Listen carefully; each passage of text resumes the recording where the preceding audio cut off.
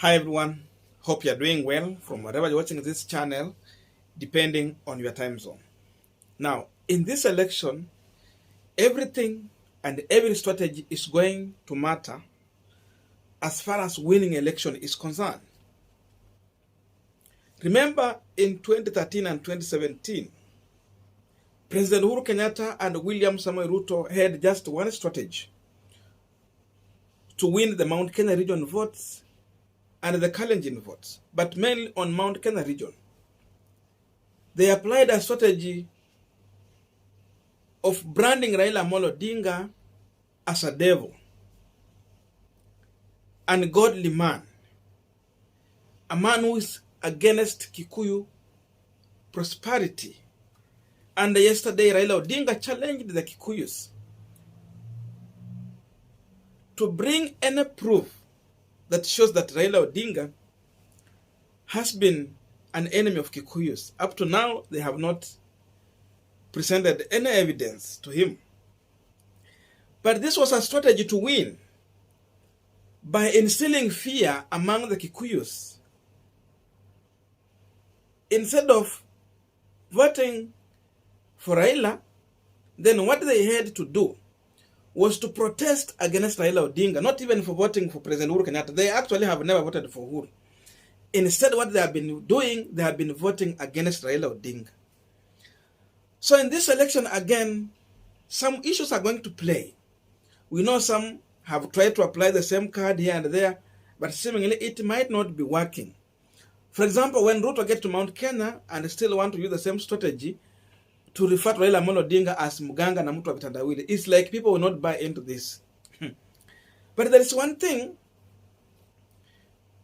where Mutahi Ngunyi has shared his own remarks, and of which, according to me, if Ruto is not careful, especially also when it will come to selection of his running mate, then it might haunt him up to the ballot. And this is what Mutahi Ngunyi has posted on his Facebook page.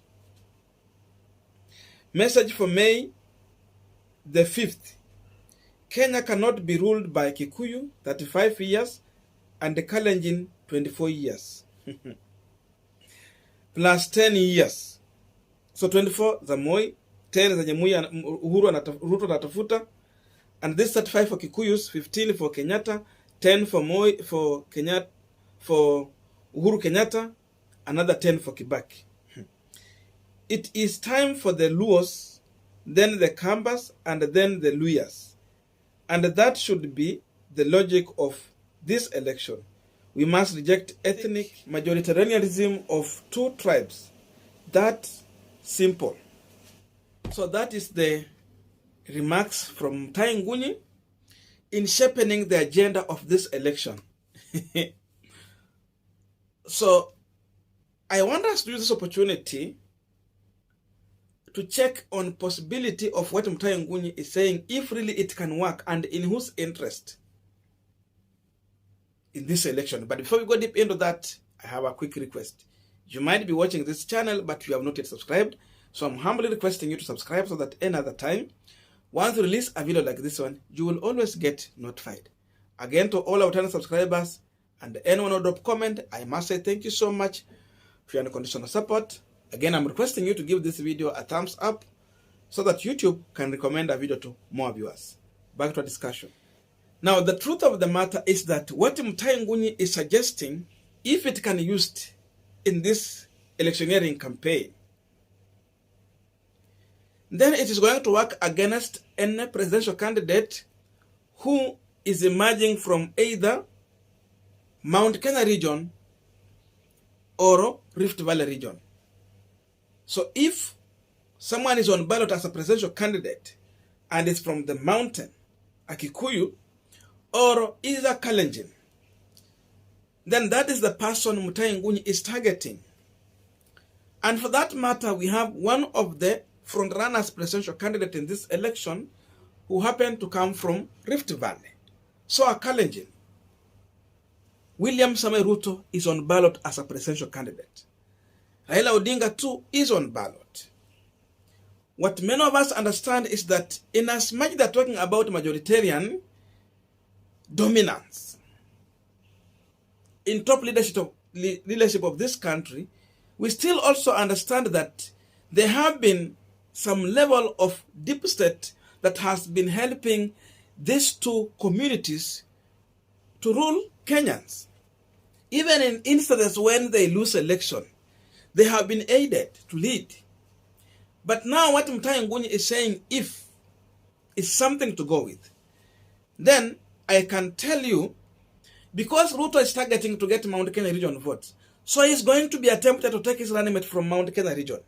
For that factor, then Ruto is going to promote what has existed, the status quo, Kikuyu Kalenjin.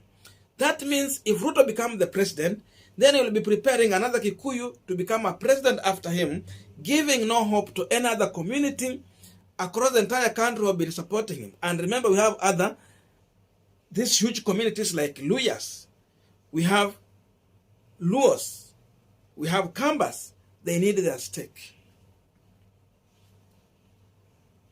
So in real sense, from Raila Odinga's side, some of his allies can engineer such agenda to the campaign, so that if Ruto will come to areas like Western region, they will be convinced using the fact and even what Ruto has gone as far as selecting his running mate.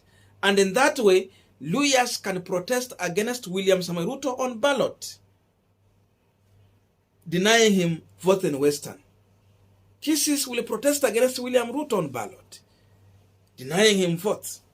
The Ukambani region also will do the same thing, because Ruto, in as much as a Kalenjin, he did not even consider Mudhama to become his running mate.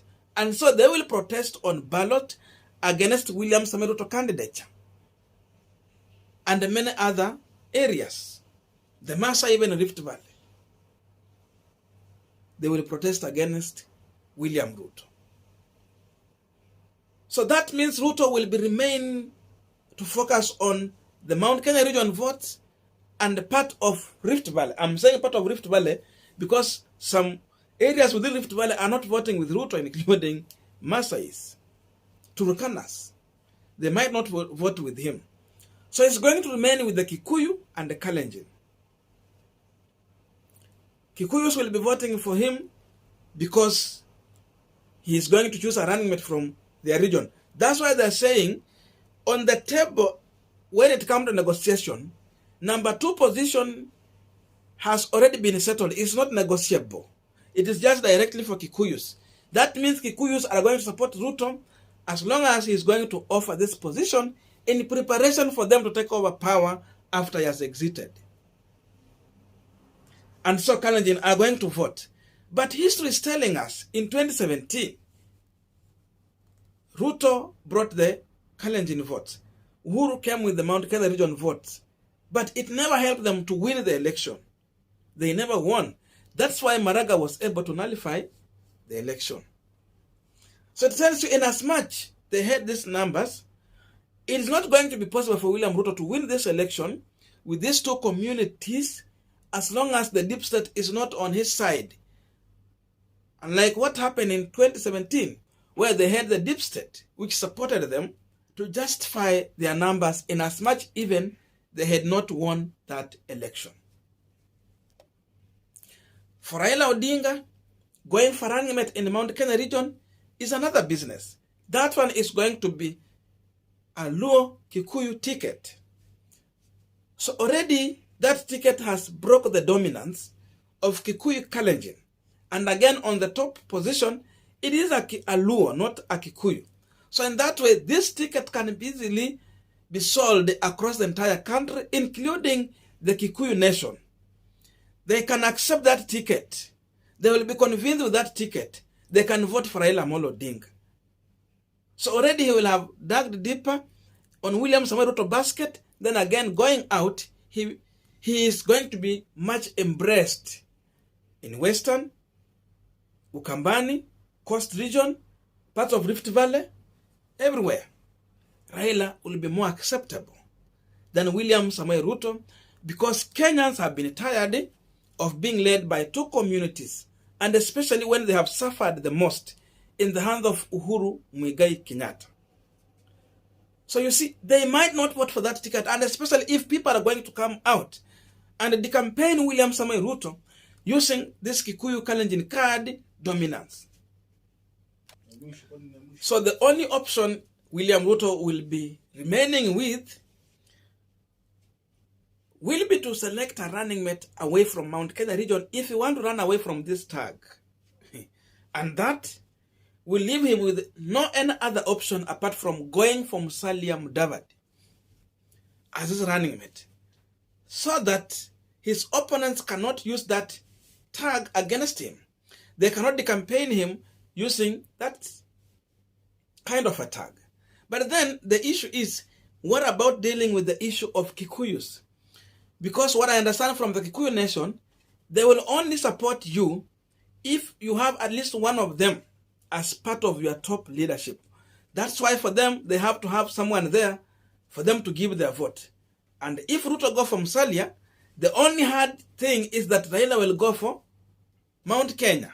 So in return, they are going to share maybe even up to half of the Mount Kenya region votes. Even if Raila will get 30 or 40%, give it 30 even, I think it will be so much tremendous victory for him compared to what Musalia Mudavadi can add to William Samoei Ruto ticket.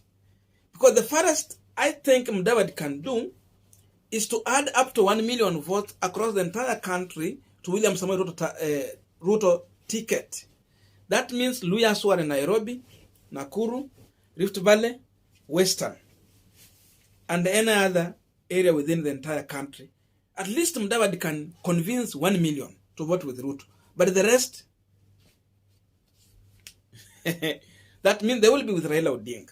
And remember, Raila will have amechimba kule kwa Ruto with about 30%. So look at that. That tells you that William Samoei Ruto is walking on a tight rope, evading the circumstance that he is in now. It is not going to be very easy game for him. In as much he will get out and look popular, have those huge campaign rallies, the issue is translating the huge rallies into vote. The same thing people were asking. Where were those people who were cheering William Samoei Ruto during the burial service of the late President Mwai Kibaki when they were needed the most during UDA nomination? Because they were using suffrage as far as the nomination was concerned. So anyone could vote. These people were nowhere to bring number. That tells you that Mount Kenya will only come if Ruto is going to channel money there. Because these people who have been cheering, of course, you have to pay them. You fetch them, you bring them. But now during voting time, there is nothing like that. Again, if one of them is not on that ticket, then turnout is going to be low. And of course, you know what will happen on ballot. That is the situation William Samoei Ruto is in. And I see Raila Amolo Odinga having more opportunities to decampaign William Samoei Ruto. But the one question I ask the people of Mount Kenya, in as much we are talking about dominance, and Uhuru talked about this one wakati alikuwa kwa matanga ya Musalia Mudavadi's mother kule Mululu. Uhuru said other communities need chance. But what I'm wondering about Uhuru, why is he disturbing Kalonzo Musyoka to force another Kikuyu to Raila Odinga? I mean, what is that? What is that? That's the question also people are asking. I don't know what to think about this, but that's my view. So let us have a continuation of this conversation through the comment section. Actually, you don't need necessarily to agree with me. You can disagree, but constructive, so that you help other people to understand this discussion even much more better. Otherwise, thank you so much for listening to me up to this far. May good God bless you, and see you in our next video.